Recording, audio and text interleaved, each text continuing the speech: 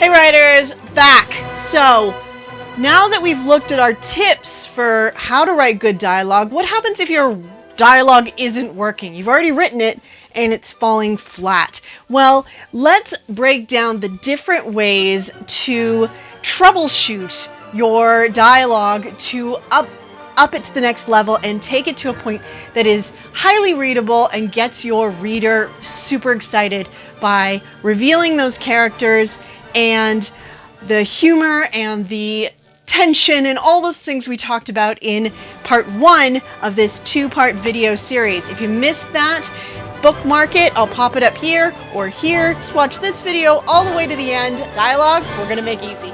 So why did my dialogue go downhill? Why was my dialogue good when I was 14 and now I'm worried that it's not good? Well, I would say it's got to do with education. I think that we learn to talk and we have a real natural rhythm. My daughter says things that are funny and bright and honest and truthful and beautiful. And then, you know, we go to school and we learn how not to do that. We learn grammar and we learn syntax and we learn big vocabulary, and that's not how people talk. So we end up unlearning writing natural dialogue. So education is actually the downfall. But that doesn't mean you shouldn't watch the rest of this video. Read it through, listen to it aloud. Listen to yourself saying it aloud. I really like the computer to read it, but the computer doesn't give it the nuance that I need. So reading it aloud is very helpful. And kind of fun. I like reading my dialogue aloud a lot more than I like reading my exposition aloud, because dialogue is fun.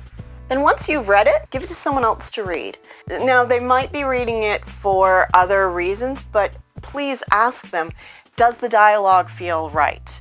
I like to give people snippets of dialogue at a time rather than a full beta reader doing the whole thing, because I find that if I mess up on dialogue, it's not a book-wide problem. It tends to be a section.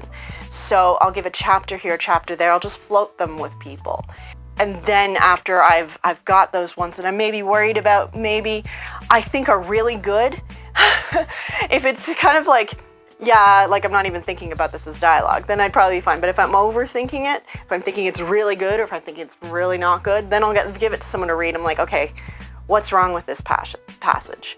Or should I cut this passage? Because chances are, if you think something's really good, it's not as good as you think. And if this video has been helpful so far, please hit that like and subscribe button. It really helps me out, really spreads it to more people and makes it really good. I'm going to also drop this whole list, this checklist, into my Patreon account that you can grab there. And remember, the first 100 patrons that support me on my channel will get tier 2 for the price of tier 1 for the length of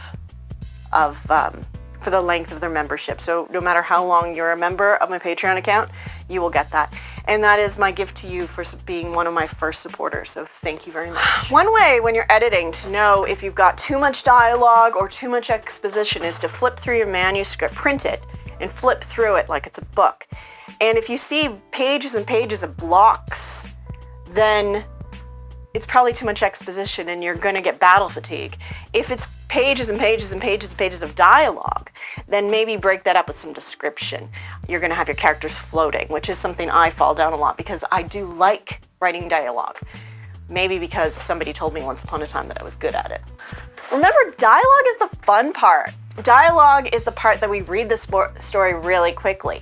So there are ways to know if your lines in your dialogue are authentic to the character. Remove all dialogue tags and exposition and do the scene through and see if you can tell who's speaking. If you get lost, your reader's going to get lost too.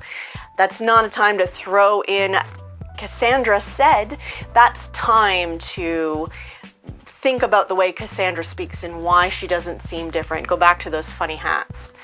Another way to do it is to try and trade your lines. Take a line from Cassandra and put it in Matt's mouth. Put it in Tommy's mouth, put it in Sarah's mouth. If you can move that line around, then it's not specific enough to Cassandra. Try rewording it. Try and think about how Cassandra would say that. Why would Cassandra say that?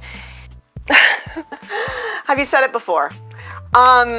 This would be the thing that I fall down a lot. You don't want to be repetitive. Even if you're saying it a different way, you don't want to exhaust your audience. You've seen this, right? Where the audience is like 5 steps ahead of the character, and the character finally decides to sit down and do an info dump about everything the audience already knows. It's boring. You're changing the channel. It's dull. Don't do it. No info dumps, please. It's why some of the great musicals can go from song to song to song to song, because they don't get repetitive. Even in the reprise, they don't get repetitive. They're telling a story, and as soon as the audience knows, all right, move on to the next thing. Don't say it again. We repeat ourselves in life, so the only exception to this rule, I would say, is that if you are repeating yourself, or if your character is repeating themselves because they do not feel heard, and you're trying to express that to your reader, that the character is saying something that everybody knows, either because it's funny, it's a joke. I remember this cartoon back when the internet was new. It was called Strong Bad. And Strong Bad had like a cousin or a friend who was called Strong Sad. And Strong Sad would pop out the back of a cartoon and go, I have an idea, I have an idea, I have an idea. That repetition was a joke. It was meant to be funny, and it was meant to point out that nobody was listening to him, and obviously either that was because it was just going to be a funny joke, or if they did listen to him, hey, you know what? It would have worked.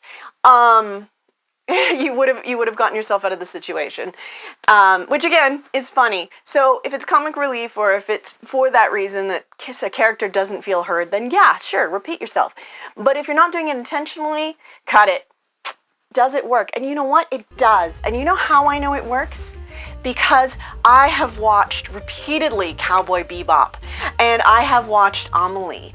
You can watch beautiful, amazing stories with the dialogue being dubbed from another language. So if I can watch a movie or a television show that has been written in another language and I enjoy it, then it works. One of my favorite authors, Sanyanka Maratha. So her book, The Convenience Store Woman, was fantastic. One of my very favorites. And Earthlings, I mean, was shattering, absolutely shattering. This one is Life Ceremony. And she is a Japanese author. And her books are then translated into English.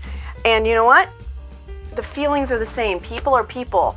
It is gorgeous. She didn't write this in English. She wrote this in Japanese, which is a completely different language. If you didn't know that, it's completely different. I have learned a little bit of Japanese. It is very hard, and it doesn't work the same way as English. And people don't talk the same way. They don't express themselves in the same way. But it works. It absolutely works because the story is good. So if you don't get this right, that's okay. It's okay. It's gonna be all right. Just you'll get better. Just keep going. Listen. Not to everyone around you, though that's good advice, and I do that. I catch myself eavesdropping on conversations in restaurants and not actually listening to my family, which is not always good. But when I say listen, I mean listen to your characters. Your characters will tell you who they are. And if you're still stuck, check out this video here where we deal with writer's block and how to cope with it.